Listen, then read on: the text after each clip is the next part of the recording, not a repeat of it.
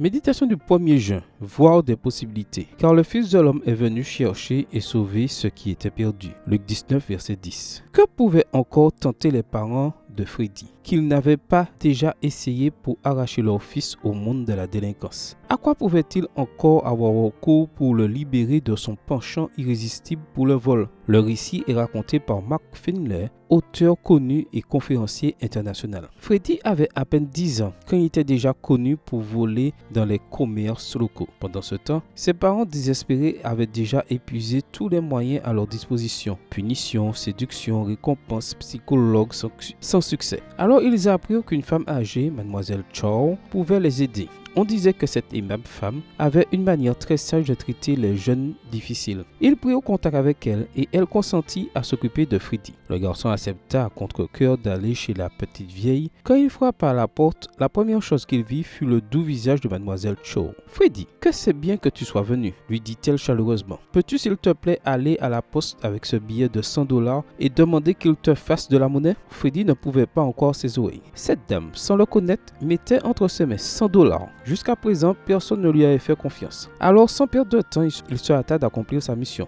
15 minutes après, il était déjà de retour, le visage rayonnant de joie avec les billets en main. Pas un seul ne manquait. Finlay raconte que la confiance que la vieille femme accorda à Freddy fut décisive dans la transformation qui s'opéra chez le garçon. Il abandonna sa mauvaise vie, finit par accepter le Christ comme son sauveur et amena d'autres personnes aux pieds du Seigneur. Devrions-nous être surpris par ce qui arriva dans la vie de Freddy? Répondons par une autre question. Pourquoi les prétendus pécheurs se sentaient-ils si bien en présence de Jésus? Parce que, comme l'a très bien dit Ellen White, le Christ discernait en chaque être humain des possibilités infinies. Extrait du livre Éducation, chapitre 8, page 72, écrit par Ellen G. White. C'est-à-dire des possibilités de rédemption, même si le pécheur était tombé très bas, ce qui signifie que Jésus voyait non pas ce que le pécheur était à ce moment-là, mais ce qu'il pouvait devenir une fois transformé par sa grâce. C'est pourquoi il a gagné non seulement leur confiance, mais aussi leur cœur. Et c'est pourquoi aussi il était appelé l'ami des pécheurs. Voir Luc 7, verset 34. Et maintenant, la question la plus importante. Jésus n'a-t-il pas vu précisément des possibilités en vous et en moi? Avant que nous le cherchions, il nous a cherchés. Avant que nous l'aimions, il nous a aimés.